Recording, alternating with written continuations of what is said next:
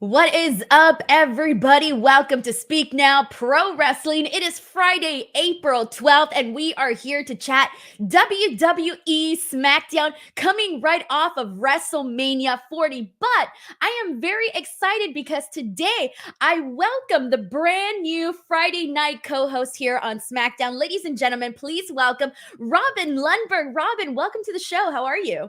Good, Denise. Thanks so much for having me. As I've told you before, like watching you is inspiring. The work ethic you've got going on, the following you've built here, super cool. Obviously, we've worked together a little bit on Busted Open before, and I'm excited to see what we can do as a tag team. I mean, you got the Heart Foundation colors. I've got the Outcast shirt that's got the same colors. I'll play the role of Jim the Anvil Neidhart happily. You know, it's funny when I was putting this together, I was like, it's kind of funny that like I have male co-hosts, yet I have like pink font and like, pink and black. But then I'm thinking, you know what? It's Bret Hart. And like, this is the theme that I'm going for. So we're going to freaking rock it. But Robin, you and I got to meet together at, you mentioned it, a couple of shows that we did together on Busted Open. And from the second that I met you, I was like, oh my God, this guy has so much energy. And I felt like we really hit it off the couple of times that we did the show. So I was so happy when you said yes to joining this podcast. It made me very excited because it's like people like you, people like Reg, when you guys come on to the show, it really elevates the podcast a whole lot. So I wanted to give you like a chance to tell the people here who may not be familiar yet with your work, just a little bit about you so that they know like who the heck is Robin Lundberg. Yeah, I mean, I'm the definition of a media veteran, really. I've worked at ESPN, Sports Illustrated, Sirius XM, done radio, a lot of radio, solo radio in the middle of the night, early morning with Ryan Rucco, who's on to huge things doing WNBA stuff now, produced Max Kellerman's show, produced Stephen A. Smith's show back in the day. Obviously, I've had my own shows, was the video host for Sports Illustrated, senior host for SI, Mad Dog Sports Radio on Sirius. And with the wrestling aspect of it really quickly, I grew up watching Coliseum home videos that maybe ages me a little bit with my little brother in Mississippi in my grandmother's house. My aunt worked at a video store. So my brother and I would rent a rack of tapes and go back and watch them in the bedroom. And that really introduced me to pro wrestling. Then I came up in the Attitude Era, and an Austin 316 shirt was the coolest thing you could have. So doing sports talk radio, I would always make the pro wrestling references. And I got a chance to MC an event for Jim Ross and hang out backstage with Mick Foley. I got a chance to interview The Rock in studio, 20-something minutes, all those things. And then in the pandemic, I randomly put on a Royal Rumble one day, and my kids saw it, and they were like, what is this? And that just like rekindled this love to a crazy degree, because we went back and watched every single Royal Rumble from the first one, like 1989, through I think it was 2020 at the time. And I just like you, came back from WrestleMania. I went there with my son, and I'm excited to do more wrestling stuff. Man, I think it's so cool that you get to share your love of professional wrestling with your children. I think that's always freaking awesome, man, because it's like something that you love and you're like worried, like, is my kid going to love it too? And then your kid loves it too. And you're like, oh, thank God. So that must be very nice for you. Yeah, no, Raj really loves it. And then my daughter, Ronnie, also likes it a lot as well. She got Bianca Belair, a shout out from Bianca Belair. She was happy about that. And then the littlest one, Rohan, Big Ro, he was so pissed he didn't go to WrestleMania. He just turned 3, but he was like, Dad, I want to go to WrestleMania. And I'm like, dude, don't worry about it. I'm going to get you guys to a bunch of stuff. Dad's going to make it happen one way or another. I love that, man. I'd be pissed too. I don't care that I'm 3 years old. Shit, I want to go to Mania, man. That happened to me once, by the way. My uncle, I was already a fan of pro wrestling, and WrestleMania 16, he went to the show. And because I was too little, I couldn't go to the show. And so it was one of those things where like my mom and me, we went to go drop off my uncle at the show. And I was just right there, like in the car window staring. And I was like, bye, have fun, enjoy yourself. But I get it, man. I've been in those shoes. But anyways, Robin, I'm so excited to have you on here. You come with so much experience, and I can't wait for the viewers and the listeners to get to know you a little bit more. And you come at a good time because we had a pretty interesting episode of SmackDown. We got the draft coming up, so there's going to be a lot to talk about regards to both of those. But I want to kick things off here with some super chats. And first and foremost, I want to thank Sheldon Jackson for gifting 5 DWO memberships. And I also want to welcome Arian Iris for becoming a brand new DWO member. And we got Steven here with our first super chat of the evening saying, I think a women's intercontinental title would be great for Tiffany Stratton and Naomi to fight for. WWE's women's roster is stacked with amazing talent. Now, here's the thing. I'll start off by saying, like, I love that they're bringing the NXT North American Women's Championship to NXT. However, I don't think that the main roster quite yet needs another women's championship, because I would rather see those women work their way up to face said champions. What do you think, Robin? Well, I just love the fact that the women are now on the same level as the men. You know, when I reference growing up, I also came up in the Sunny era, right? And after her, of course, it was Sable and Trish Stratus and Lita and the Pioneers. And I think I saw you were hosting an event with Trish Stratus and Lita coming up. I know how to get the plugs in also. But as far as seeing the Sunny Sable era, that was like kind of the pinup era. And women were not treated the same. And in a non-Rock year, I think you could have seen Becky Lynch and Rhea Ripley main event a night of WrestleMania. And now when you see just how many women are major stars, but I agree with you, you've already got the 2 championships, and eventually it starts to get crowded unless you're introducing it as a version of the Intercontinental title, at some point. But I think with Bayley and with Rhea and with the emergence of Jade and Becky and the eventual return of Charlotte, it makes those 2 titles feel prestigious, and there's a lot of worthy contenders to go after. Yeah, exactly. Plus, you also have the women's tag team titles, and like you still need more teams for that. So I just feel like right now we're kind of good on the women's side with the titles that we have. We have a Jana here who sends in a very generous super chat saying this year's Money in the Bank winner could potentially cash in on Cody. Knowing it can be used for either title now makes it more interesting. Pick the right rising star and book properly. Bloodline also gets hijacked tonight. I'm invested. We'll talk about the Bloodline story in a minute because that's going to be hot stuff.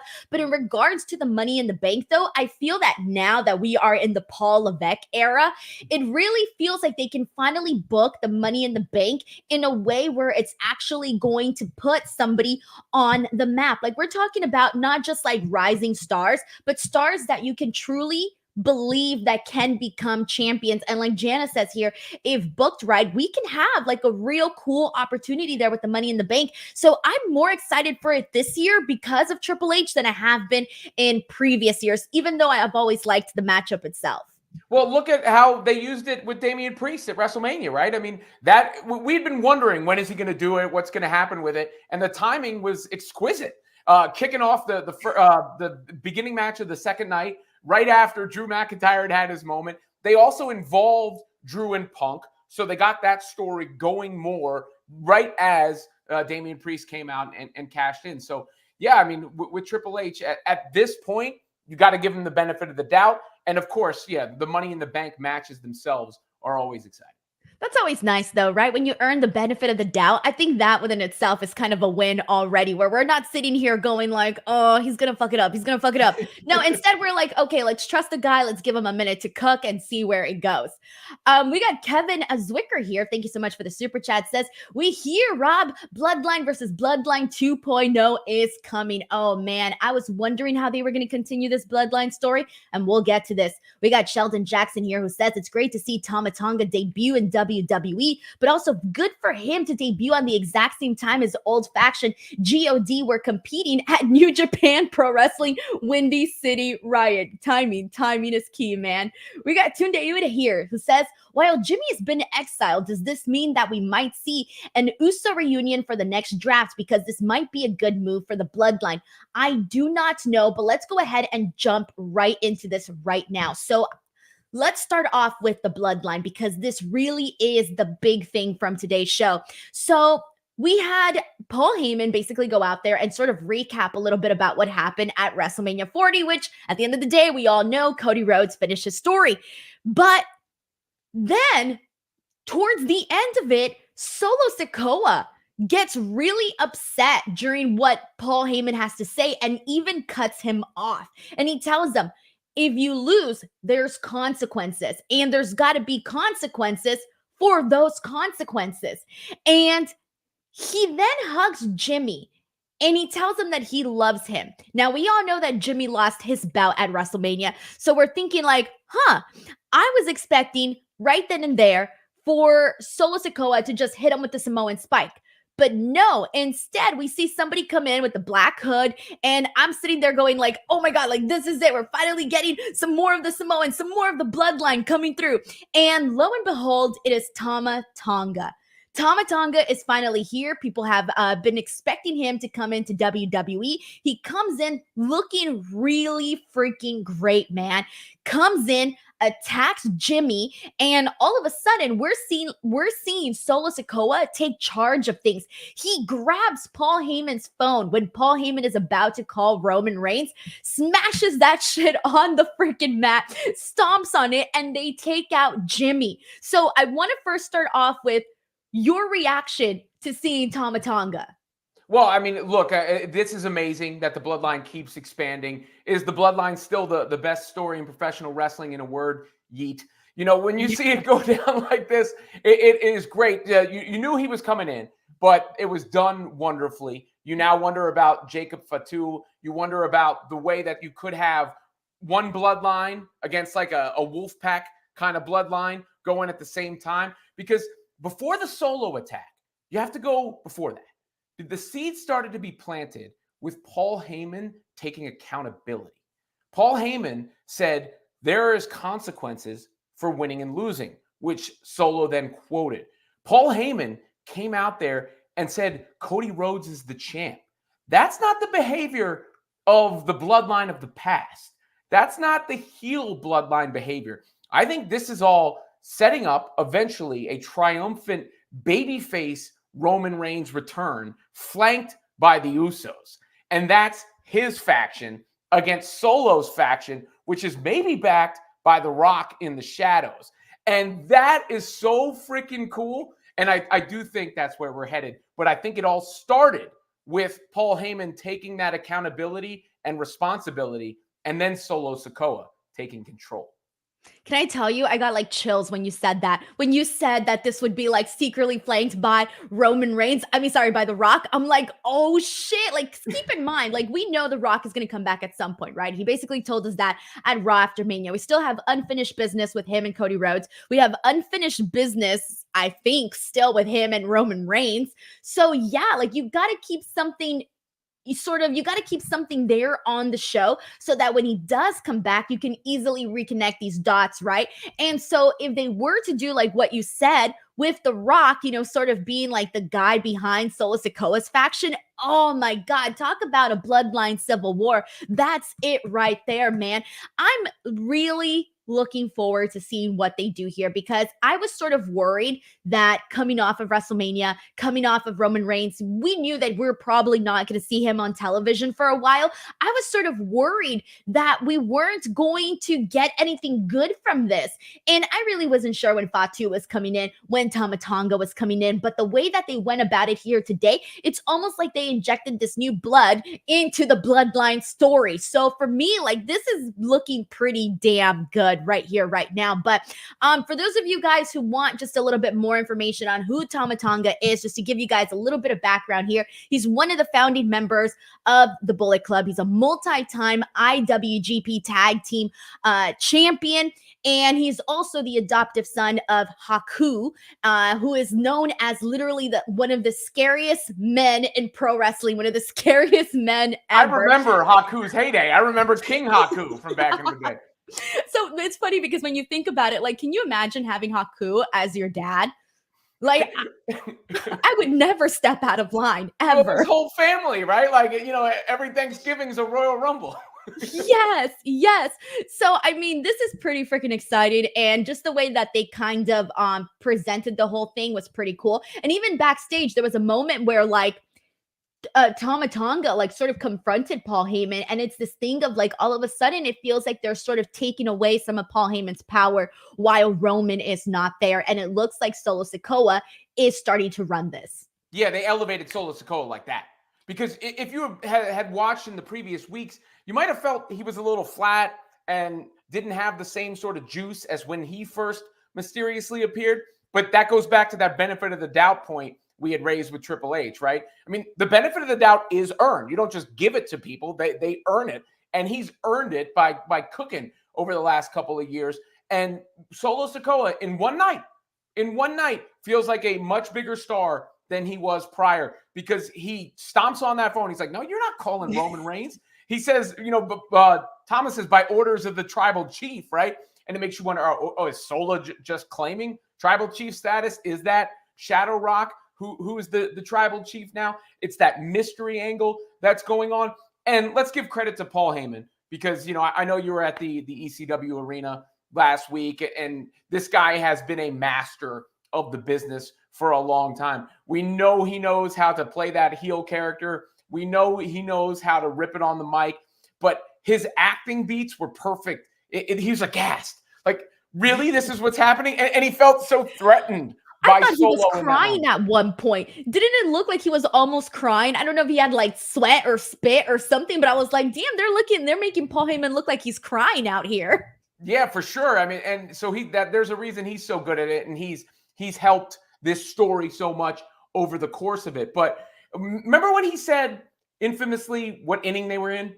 I forget. Yeah, it was. I think he said it at the SummerSlam presser, and it was that they were in the third innings. Was what it was. The third inning. Okay, so when he said that, we all assumed that meant Roman Reigns going forever. That's what he means.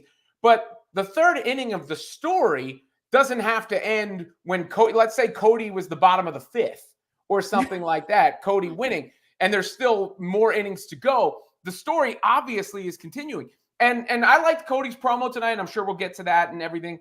But all of a sudden, to me, again, I said it, as a joke with the Yeet line, but the Bloodline thing still feels like the hottest story in wrestling. What are we leading with on the SmackDown after Cody Rhodes finally finished the story and appeared with that Universal Championship? Solo freaking Sikoa, Paul Heyman, the possible fallout with Roman Reigns.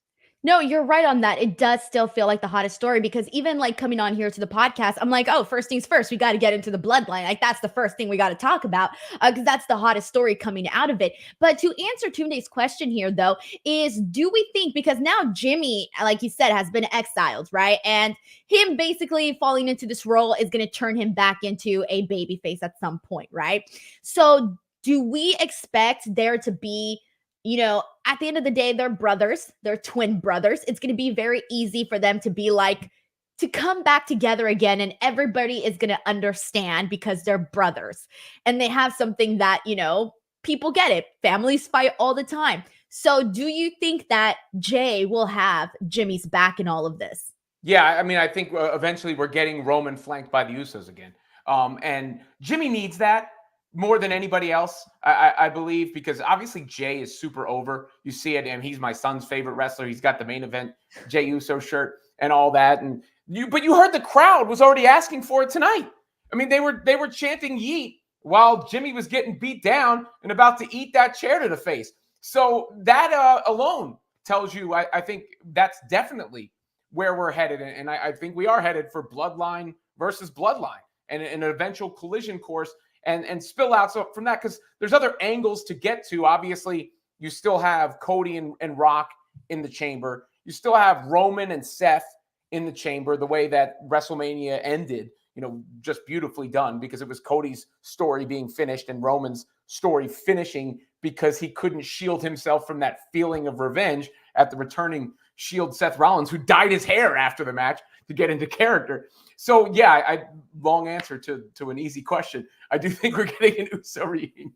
No, but it's true, though. I agree with what you said here. And then also the other thing that I want to add on top of this is, it's no shocking news that people weren't really feeling the Jimmy Uso match like at WrestleMania. Like, that was not good. So I almost feel like we got everything we possibly could out of these two guys beefing against each other. And now it's like, okay, let's be real. The best version of Jay and Jimmy is for them to sort of be together. Like, even though I still want to see Jay continue doing the things that he's been doing, because he's been really freaking cool with the yeets, hanging out with celebrities, the entrance, all of that stuff. But the best version of them is them together. So I do see that happening.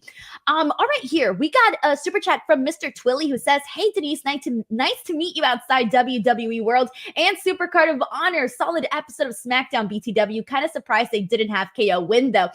Thank you so much. By the way, I was always like, this whole weekend getting to meet people at WrestleMania was very freaking cool. I get to put faces to the names. It was very nice to meet you.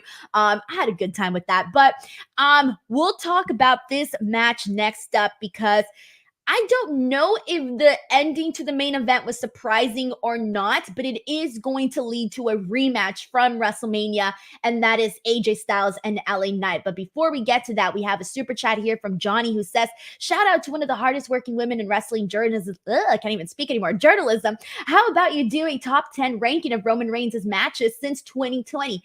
Dude, why haven't I thought about that sooner? Robin, what the hell? I'm out here always brainstorming videos, and some of the easiest ideas are like staring me right in the face. Well, you know, it's probably hard for you to make the next video while you're uploading the previous one all the time, right? Yeah. But yeah, I mean, just off the top of my head, I can get you started. Obviously, last Sunday, which is in the argument for the greatest wrestling match of all time. When you consider that they had 25 minutes before the hijinks started, where Roman and Cody put on a show, they have great chemistry. You had the story aspects, which I just referenced, Cody finishing his story, the Seth Roman callback, and then you had the spectacle of Cena and Seth and obviously the Undertaker. That energy is impossible to express what that building was like when that happened. So that's one of them. One of the ones that I think doesn't get enough credit, and I'm not sure if, I know he's like persona non grata in a sense right now, Brock Lesnar and Roman Reigns. There's SummerSlam. Yes, that was a very fun match. In the ring, that's a top 5 match I would show a non-wrestling fan to get them into wrestling. Cody and Roman from last year's WrestleMania was also great. Since 2020, Sammy at the Elimination Chamber is probably in there. Logan Paul was pretty good as well. I mean, there's a lot. That one was way better than anyone was expecting it to be. Way better. You know what Roman doesn't get enough credit for? Because he doesn't, he's not flipping around and everything. He pulled out some solid moves against Cody. He did the Cody Cutter and said this move sucks, or Crossroads, I'm sorry, and said this move sucks. And he did a perfect plex and all that, so you could tell he was focused. But Roman works with such a pace. He works with such a pace. It always feels like a story is unfolding within the match, and it always feels like you're building towards a crescendo within the match. Not only that, he's the best I've ever seen at communicating with the crowd during the match, where he's speaking to the cameras, or he's talking to Sami Zayn's family, or beating up Jey Uso, who's on the mat and looking directly into the camera, or saying stuff like this move sucks. So I think those are the parts of Roman Reigns that should be appreciated a little bit more, rather than, because everybody gets obsessed with things like work rate and the like, and for good reason. We all want to see good matches, no question. But that's part of what makes Roman the performer that he is that he's able to elevate the match by his presence, and then pace the match and execute with his facial expressions and all those other things. I've always said that I wish someone made a Twitter account with just Roman Reigns' faces. Like, literally, I just want there to be a Twitter account dedicated to Roman's face, because the facial expressions he makes are hilarious. Like, I would never want this man roasting me, because just his face would do me enough to like put me in a hole where I'm like, I can't come back to that. I can't come back from that, because he's so cocky, right? And you see it in his facials. Really great stuff. We have Rafael Garcia here who says, "Why are we cutting to commercial 4 minutes after we get back from commercial for a 10-minute match, and the show ends 2 minutes early?" Just to gripe. Did you catch, by the way, when Kevin Owens was about to start his match today and they had the camera on him, he's like, "I've been waiting here for minutes." Kevin Owens did a good job on the lead up to the match. The whole thing, knocking the shirt off the table, the long, those new extended one camera shots that they've been doing. That's another aspect of the Triple H era. He's always in tune to what people are saying online, and they always work it into the show. I mean, whether it's Liv Morgan a few weeks ago, or Chad Gable's aspect, and all these little things there's always a nod to what people are saying. And there's been a lot of talk in the internet wrestling community about those shots. And then Kevin Owens sort of, Deadpool breaks the fourth wall there to do that on his entrance to that match. We got Stephen Marchuli here who says the direction of the bloodline seems to be who's challenging the shots. Endgame, Rock versus Roman. Yeah, I think you're onto this. This was something that Robin just brought up. And I agree. This does feel like the endgame because we know already for sure we're going to get Rock and Cody, right? He said it. We know it. But at some point, we still got to get Rock and Roman. So how else do we get to that? And also, people have said, like, we don't necessarily need the championship for this story between Rock and Roman. The real story is who is the head of the table. So if you have this family completely split up, yeah, I mean, that's like literally any family ever, right? There's people picking sides and there's drama whenever there's problems in the family. So this to me feels like a really good idea, a really good direction to head in. Thank you so much, Steven. We got a super chat here from Fanta Consumer who says, going to SmackDown next week. Can't wait. #Renaissance era. I hope they have some Fanta at your location in which you're going to SmackDown. Thank you so much for the super chat. We have Mr. Acosta here who says, great seeing you two talk graps. Let's keep it going. I appreciate it. Thank you so much. So let's go ahead and get into the Cody Rhodes stuff as well as the main event. I want to tie this in all together. So we got a really simple promo, Robin, not too much. This was from Cody Rhodes. He kicked off the show. Of course, he comes out with that beautiful belt on him, and it's so exciting to see him out there. But this was very simple. He just says he's no longer the hunter. Now he's being hunted as the champion. And he basically said that, to the men that are vying for a shot to bring him down, that they better not miss. And he simply reintroduced himself as the person who was once undesirable, is now undeniable, and now the undisputed WWE champion. So very freaking simple. So I want to jump into who his opponent is going to be for Backlash, because we kind of have a really good idea of who it might be, because coming after Raw after Mania, you knew it was going to be a long time till we see him and Rock, and that's really the hot thing. But who was going to be his opponent immediately after? As of right now, we really didn't have any idea until today. So basically what they announced is that we are going to be seeing, we saw this match between LA Knight, Bobby Lashley, and Santos Escobar. We had pretty much all the factions get involved. The only guy without a faction is LA Knight. He comes out strong. He gets the victory.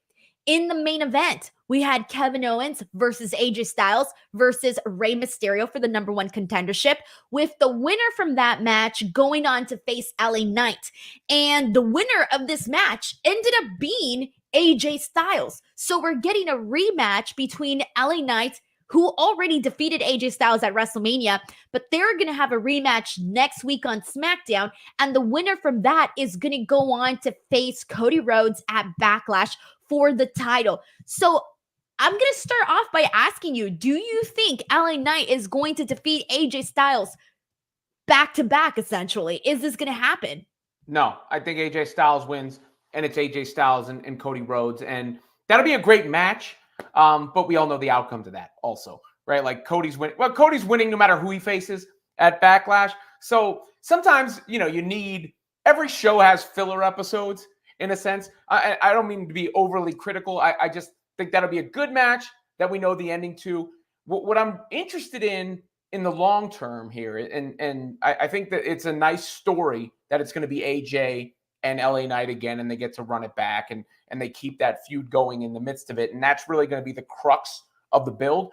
But I'm very interested in the more macro sense of how Cody Rhodes does now that the chase is over, because everybody rallied around him. Everybody's like, finish the story. Well, he did it. The story is finished. Is the book closed? How does he do with the next chapter? Because that's the true challenge here for Cody. I liked his swag today. He didn't rely on the emotions as much, which is okay after you win. Everybody felt good. But now where do you go from here? And that's where we're going to find out what Cody Rhodes is really made of. Because if it were me doing it, I would have monsters coming after him. He does better when he's overcoming something, right? So even Bobby Lashley, if Bobby Lashley had won and you give Bobby Lashley a mini push and he beats the piss out of Cody backstage somehow, and then Randy Orton, the legend killer, these kind of guys, Sheamus upon a return, who has instant credibility, these kind of guys. AJ Styles and Cody, nice match. It'll be good. After you watch it, you'll say that was, bravo, good wrestling match. But is it going to invest us and pull us in? And is Cody going to be able to carry that title in that way? I think that's the question that remains. Okay, so I was looking at this and I was going, okay, when you said that you're also feeling like AJ Styles is winning this match, I kind of felt good because I went into this thinking like AJ Styles has to win. There's no way he is going to be losing back to back against LA Knight. And here's another thing. If you have LA Knight defeat AJ Styles and you have LA Knight versus Cody Rhodes, now Cody Rhodes is way more popular than LA Knight, but LA Knight still has he's still very popular. I mean, you hear that pop when he comes down and people chant that, yeah, he's still got a lot of people. Do you really want a certain percentage of the crowd rooting against your top babyface when you just finished the story at Backlash? You don't want that. I mean, there's going to be people that are going to want to root for LA Knight. And I almost feel like it just wouldn't be the right story to tell yet. And then also for LA Knight, he may become champion someday, right? He may become world heavyweight champion. He may become WWE champion. I don't know. But with that being said, it's still not right now his time to be WWE champion. Nevertheless, to beat Cody Rhodes, not his time right now. If I were to see him become champion anytime soon, it would be if he got drafted and ended up in the same brand with the World Heavyweight Championship. Then I can see him, sort of going that direction. But for the WWE Championship, the Undisputed Universal, whatever they're calling it, no, definitely not. Not for Cody's title. So I feel like that's why it's kind of obvious that AJ Styles is going to get this victory. And then when I think about AJ Styles and Cody Rhodes, I feel like they can tell a really fun story here because AJ Styles is doing really good right now with his heel game. You got babyface Cody Rhodes. It just feels like the natural story to tell. But I feel like you can go in so many different directions with this because, AJ Styles has been that guy, for such a long time. And Cody is just now getting a taste of it. So to me, AJ Styles, Cody Rhodes is the way to go for Backlash. Well, you would double bury LA Knight if he were to win against AJ Styles and then go against Cody Rhodes. Because remember, he got his first sort of big breakout match against Roman. Didn't win that. So if you did that again against Cody, it's sort of like, all right, you're never going to do it with this guy. He can lose to AJ Styles because he just beat AJ Styles at WrestleMania. That was sort of the moment that, coronated the whole thing and galvanized the fans around him. AJ Styles, he has credibility. He has credibility forever credibility. I mean, this is somebody who had Undertaker's last match. Undertaker wanted, against AJ. It turned out to be almost like a straight to DVD Undertaker movie that was really well done, but because of the circumstances. But nevertheless, it was AJ Styles in there, and that's what you're going to get, I think, with him and Cody. And the other aspect, part of Cody's appeal, and Cody's appeal is very broad, as you see. People come out in the whoa, and it's just everywhere. Kids love Cody. I've seen it firsthand. Casual. I don't say that to be insulting. Broad fan base likes Cody, just because the energy that's been around him. And if you follow him, he's been positioned as the good guy. But the other aspect of Cody's popularity is the wrestling fan has really rallied around Cody because of his journey. And because obviously the AEW angle and AEW has appealed to that fan base in particular. And then Cody's there and he comes over to WWE. So he feels like the hero of that movement in a sense to finally get over. And AJ Styles is also cut from that cloth, given he's traveled around the world and been a star in other places in Japan and the like.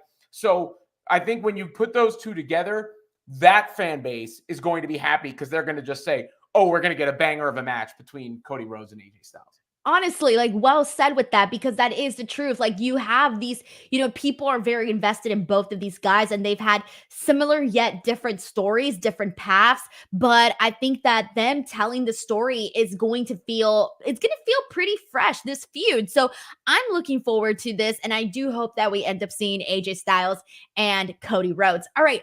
We got a couple of super chats here. And this is from Nothing But Wrestling, who says, how long do you see Cody Rhodes' reign lasting? I would hope all the way through to at least next WrestleMania. And I don't know, maybe that's a long time, but I feel like when you took such a long time to finish your story, I don't want to see him just come in quick in and out and that's it. Like you took take your time. You took your time to get here. Now take your time to enjoy it, sort of thing, as him as champion. I don't want to see him lose the championship right away. I think it's gonna go till SummerSlam, but then all bets are off. I can This see it. SummerSlam? Yeah, I think this SummerSlam is going to be a big ass show. I mean, No. I mean, Rock is beating him. I think when he faces Rock, Rock is beating him. Doesn't mean he's not going to get it back. Doesn't mean he won't get his revenge. Because we haven't had a little bit of a hot potato with the title in a while. Because Roman had it for so long. You got to remember that wasn't the norm before Roman had it in this era, and Rhea's had it for a minute now too on the other side. So we've sort of become accustomed to these long reigns. I'm not saying you're wrong. I'm not saying he won't make it till WrestleMania, but I think it's far from a guarantee. And I could see it. I think he'll definitely get to SummerSlam, but I don't know. I think all bets are off beyond that. I don't know how I feel about The Rock beating Cody Rhodes. Well, that's part of the point. Right? I don't know how I feel about that. You feel, but how do you feel about? I think we had this discussion on Busted Open. No, I do know how I feel about that. I do know how I feel about that. I don't know if I wouldn't love it, Robin. I would not love it. I would feel like, no, Cody. What you would feel, right? That's part of this. That's right. I would feel, yes. People did not like Roman beating Cody at WrestleMania 39, and in retrospect, I think that was super. It was genius. I liked it at the time because to me, I felt like Cody hadn't struggled enough in WWE. We all get it. He had his struggle and his career struggles and Stardust and everything he had to go through, and the pec tear and wrestling through that pec tear was incredible. But the recovery happened off of television.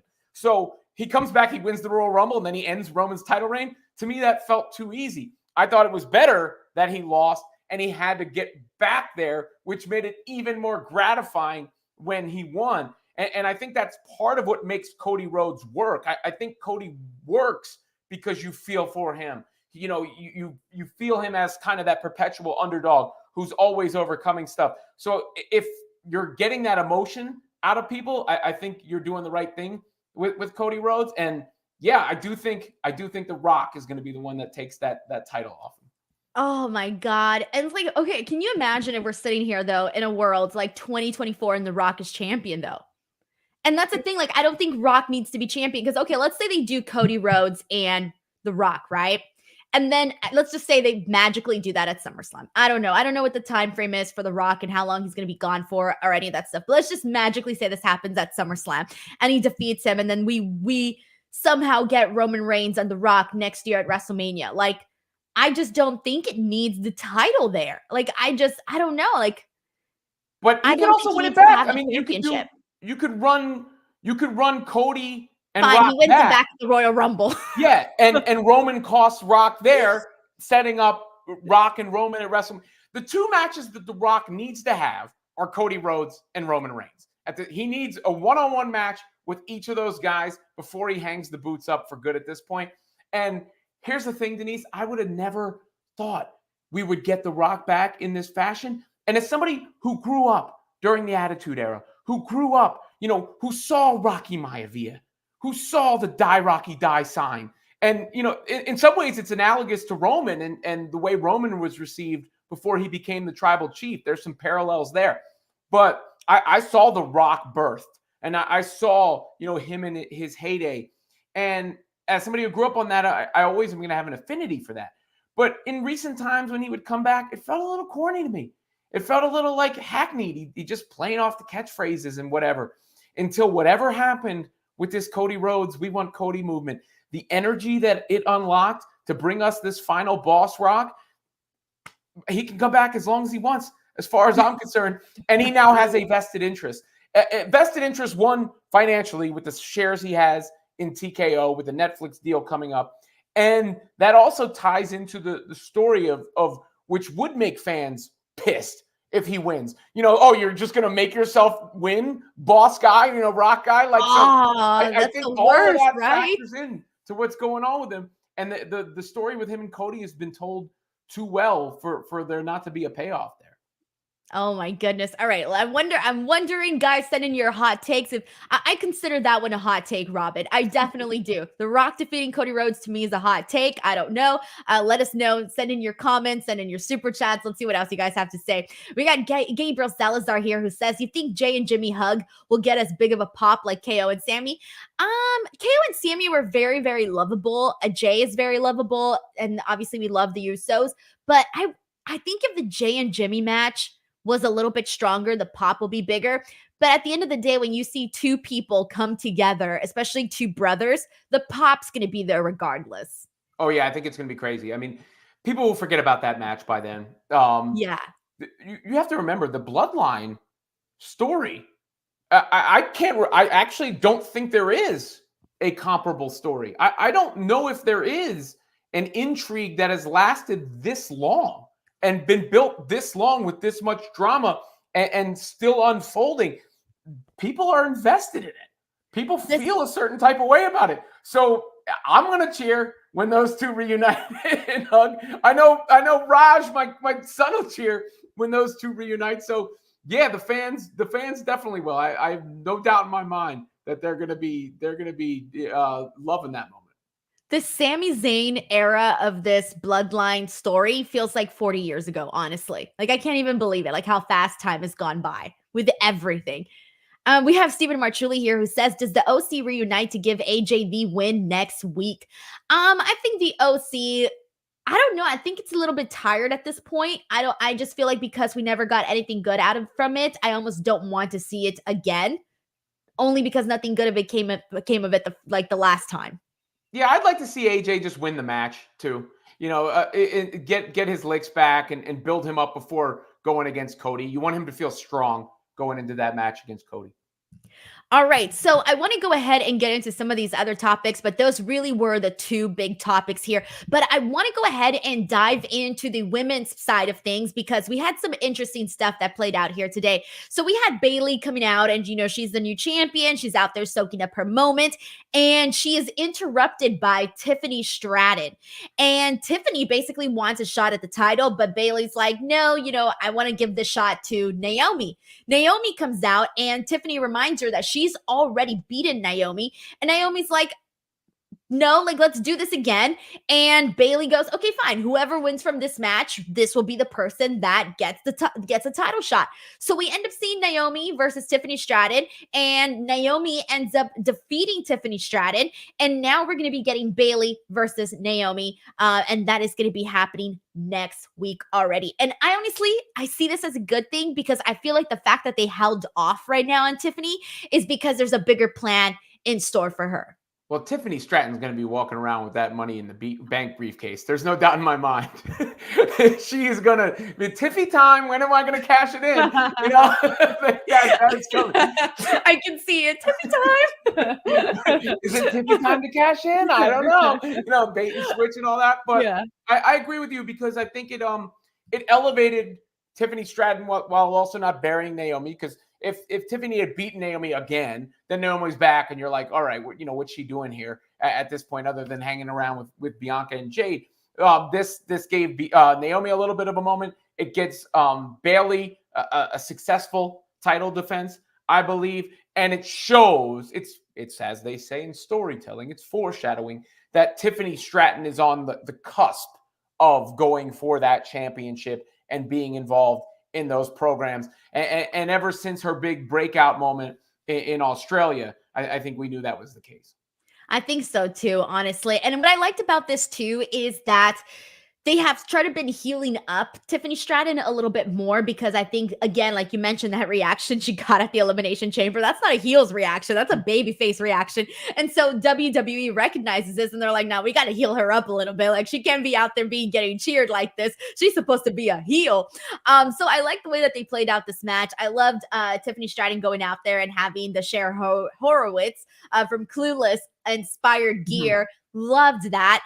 The match itself was fine. But I did think that Naomi getting the win was a good thing here. And like you said, you can't be having Naomi keep losing left and right. So overall, I thought that this was definitely a win. But speaking of a win, we also got another big win for Jade Cargill. And this time it was Jade Cargill and Bianca Belair versus Chelsea Green and Piper Niven. So, man, first of all, love seeing these two girls team up together, right? Like, they look freaking great together. But how are you feeling based on how they are portraying Jade right now? She had her singles match on Raw after Mania. She then had this match here, and she's pretty much going in and winning the same matches, like winning the matches in the exact same fashion, which is like, to me, it's not surprising at all because, again, I said this on Raw, but this is the same formula that AEW had for Jade Cargill, and we're seeing it unfold here just in a little bit of a different fashion. And I don't know, but I am digging the team, man. I'm really digging the team. Jade Goldberg, you mean? Yeah. Look, Jade is so impressive as a physical specimen. It's wild because you think about it. Bianca Belair is like one of one. And then she stands next to Jade. And it's like, oh, wow. Like, Jade is cut from a different cloth that I don't think I've ever seen anything like her. As a tag team, yeah, the dominance is there. Eventually, that will be a hell of a match, one-on-one, Jade versus Bianca. That's a money match. Jade versus Bianca and Jade against Rhea and Rhea against Bianca are all money matches down the line. I think it's okay that they're doing this with Jade now because she is being presented to a new audience. You have to remember that too in WWE. Dominance is her number one trait. That's when you look at her, you think, oh, she's got to be dominant. So she is being dominant. She's getting that signature pin off, which is going to be memeable, even with the whole thing where she goes all the way back. I don't know if I should do it. Yeah. You're like, oh no, my back is out. With the tongue and everything. I know. I was going to say, I'm not going to add the tongue to this. Everybody has seen Jade pin people. I'm not adding the tongue. But what it will do is it leaves two things. One is the question of how is she going to do when she gets into those real matches? Because we haven't seen that yet. And presumably she's been training for that and getting ready for that and will be ready for that. But that's interesting. And two, how do they get us to that? What is the moment where we realize, oh, Jade is in one of those matches, right? Because that is coming eventually. They're not going to do squash matches until the end of time. Eventually, she's going to be in one of those, and we're going to see it happen. And we're going to be thinking to ourselves, oh, here it comes. Here's Jade's real test. So I think that's going to be the exciting thing, is to see how she does and whether she passes that real test whenever that may be, in the coming months, I guess I would say. Maybe not in the coming weeks, but in the coming months. Right. Like the progression of Jade Cargill for sure. And yeah, like I'm feeling this. I thought they did a good job here in this matchup. Again, very quick, but it's what we pretty much expected from all of this. But hey, look who's in the house. We got Will Washington is here scolding me. Wear your glasses. So Robin, I wear glasses, but I haven't been wearing them very often because I kind of keep forgetting. Wait, honestly. Can you see?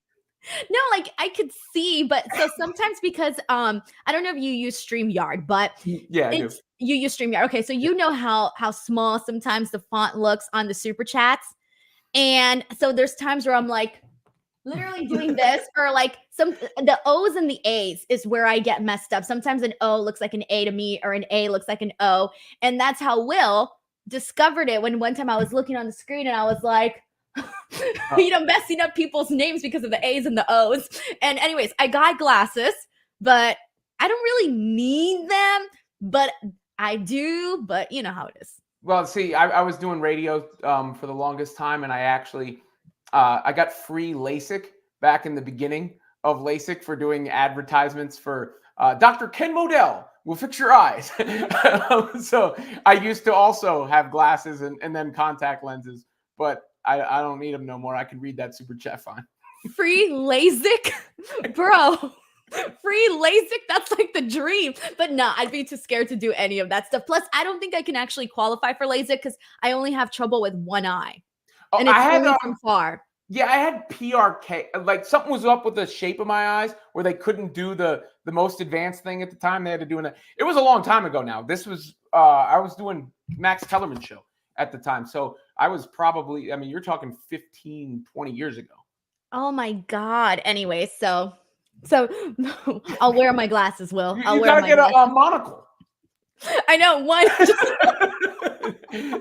Oh, that's so depressing. You know, I cried when I got my glasses. I cried. I was so depressed about it because I had gone my whole life without glasses. So I took it really hard. No, I think you were like the right style of glasses can look They're ill fine. nowadays. But I won't wear them on the streams though. I won't wear them on the podcast. Get some custom made like Bret Hart joints. That You could do that? I'm sure. I guarantee you, with your audience and everybody, someone find Denise, someone who will make her prescription Bret Hart joints to rock on the street. Oh my God, can you imagine that? That's hilarious. All right, we got Ice-T he here who says, at this point, Jade only has 2 moves, which is 3 less than Kevin Big Sexy Nash. She is going to have the same shelf life as him unless she is holding back. Well, we've only seen, you know, obviously the pump kick, the Jaded. That's what we've seen from Jade. But I think it's more so, you know what? I feel like right now what they're doing with this is really hammering home that Jade can finish off her opponents very fast and that it only takes these 2 moves to finish off the opponent, you know? And I get I think that's what they're trying to reinforce to the people for now. 100%. That's what a squash match is for. But what are the strengths for Kevin Nash here? I realize he didn't have the most versatile moveset, but you're talking about somebody who was the champ in WWF at the time and then went over and helped facilitate one of the biggest movements in the history of pro wrestling. I mean, Scott Hall and Kevin Nash ushered in the NWO. So, I mean, I get it that, you know, we're not sitting here going over our 5-star Kevin Nash matches, but I'm not going to totally discredit the impact he had on the industry either. Oh man, you know what I always remember about Kevin Nash? It's this God, I don't even remember what promo it was, but it was in TNA, but it was the most dumbest thing that made me laugh so freaking hard when I forgot who he was talking to. And he was like, my dad said to me, Big Sexy. And it just kills me because I'm like, oh yeah, your dad called you Big Sexy. It's hilarious. I'll have to find that clip somewhere. We got Mr. Acosta here who says, yes, loved hearing Robin on ESPN radio here in New York City. Hell yeah, man. I met him at the Jay-Z exhibit in Brooklyn, at the library in Brooklyn. Shout out to Mr. Acosta. Nice. Thank you so much, Mr. Acosta. All right, so let's go ahead and keep this going. I want to go ahead and jump into Braun Breakker versus Cameron Grimes. So let me tell you, they first had Cameron Grimes come out, and I was like, oh, yeah, like they're finally doing something with Cameron Grimes. I can't believe it. And then Braun Breakker comes out, and I'm like, poor Cameron Grimes. He's just about to get squashed out here by Braun Breakker. And that's exactly what it was. Now, I love Cameron Grimes. I love Braun Breakker, but I do feel bad for Cameron Grimes because they haven't done anything with this man on the main roster at all. And he's so freaking talented. He's good in the ring. He's got range with character, which we've seen on NXT. But of course, he wasn't going to be losing to Braun Breakker, who's like going to be that guy pretty soon. Like, Braun Breakker, next time we're sitting here talking about WrestleMania, once we get to WrestleMania 41, Braun Breakker, we're going to be talking about a big match that he is going to be in. What it is going to be, I don't know exactly, but that's the kind of level to which we're going to be seeing Braun pretty soon. Well, here, I want to say one thing, and I say this with respect to Braun Breakker, who I agree with what you're saying. But if we're going to criticize Jade Cargill, same thing for Braun Breakker. He just runs the ropes fast. Right? Like that, those are the kinds of matches that he's having. He's having the same sort of matches because that's how you present someone like that. That's how you present this dominant physical force. And yes, Jade came from AEW versus Braun, who came from NXT. But it's, you know, so the WWE audience maybe feels a different level of attachment. I don't know. Nevertheless, it's the same sort of build. And the challenge for Braun Breakker will be, all right, how does he get into a real feud? How does he do in a real feud? How does he do on the mic? How does he do when the matches get longer? Because both of those two are cut from the same cloth in the sense of they're really physically impressive. They come out and they dominate, and you go with each of them, wow, they got bright futures. But those bright futures get realized by taking those next steps in the progression. Right. And no, and you're right, because that's all we've seen so far on the main roster, specifically for Braun and for Jade Cargill. I think the only difference is, though, at least like for me and like the people who've seen Jade in AEW, it is like, okay, I've seen Braun Breakker wrestle on NXT and he's had phenomenal matches, has done more than 2 moves and stuff like that. And versus we haven't seen that from Jade just yet. So I think that's the only difference, is that we've seen what Braun Breakker could do on NXT. So we know that once he gets the opponent, that's the kind of matches we're going to be getting on the main roster. Versus Jade, we still don't exactly know yet what we're going to get from Jade. So I feel like those are really the only 2 big differences. But right now, when it comes to like the main roster portion of it and what we've been seeing, they have been presented in that exact same light, where it's like you said, these incredible physical specimens that are just going out there and showing we're going to finish things, and we're going to finish things fast. Yeah, no, you're correct, because you've seen Braun Breakker in NXT and he has had those elongated matches, but there are a lot of people who are watching SmackDown and seeing Braun Breakker, probably not the people that maybe are watching this show, but there are people who are watching SmackDown and are being introduced to him in that way. I'm just interested to see, really, I think, him on the mic and him telling stories as he goes forward. Right, exactly. We got Ice-T, he here says, just call him Braun Steiner already. Robin, your opinion on Jade ceiling being the same as Braun is the minority one. Triple H knows this. Yeah, we all kind of know this. Like, I feel like we're going to see Jade hit the major leagues pretty soon. Braun Breakker's going to hit the major leagues pretty soon, but it is like we both expected, right? Like, that's what's going to happen. It's going to be a little different, but that's what we expect, and that's what they are building towards. All right, so let's go ahead and get into Logan Paul.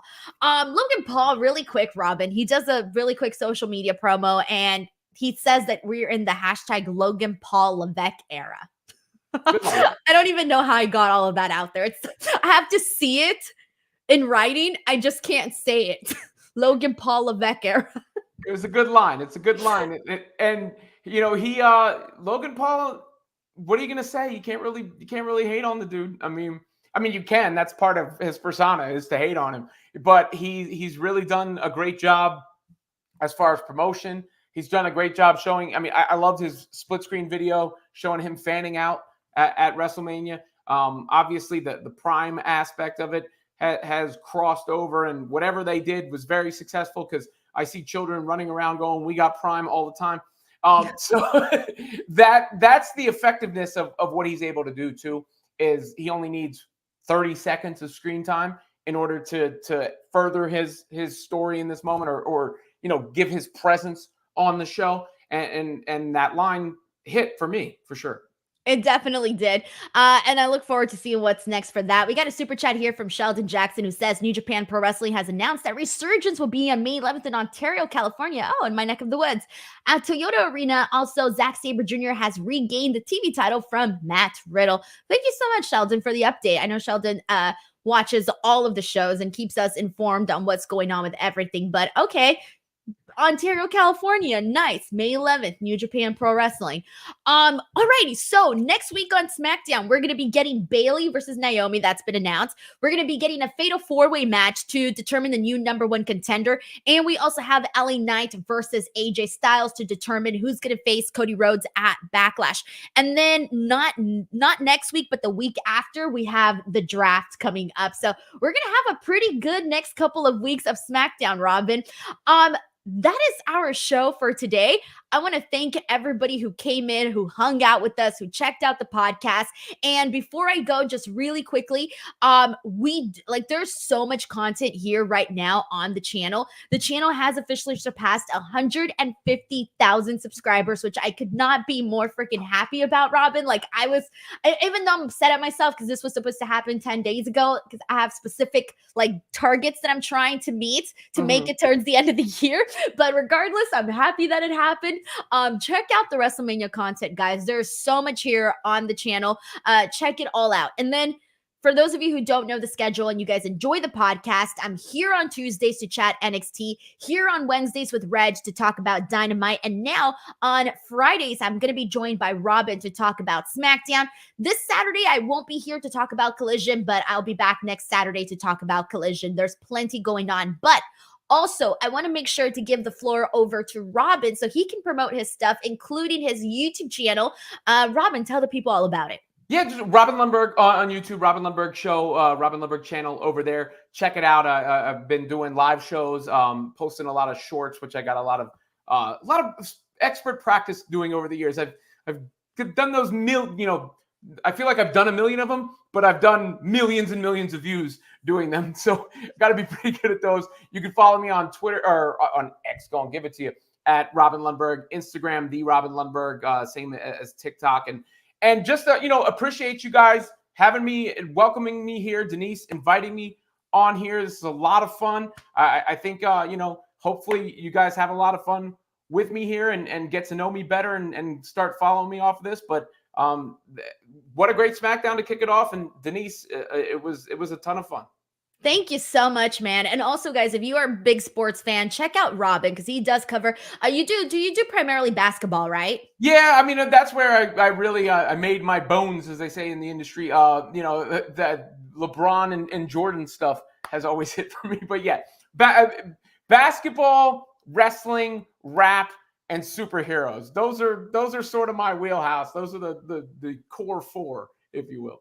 Awesome. So guys, check out Robin's channel. The links are going to be in the description box below, and we will catch you guys here on the next one. As always, thank you guys so much. Have an awesome weekend. Bye, everyone.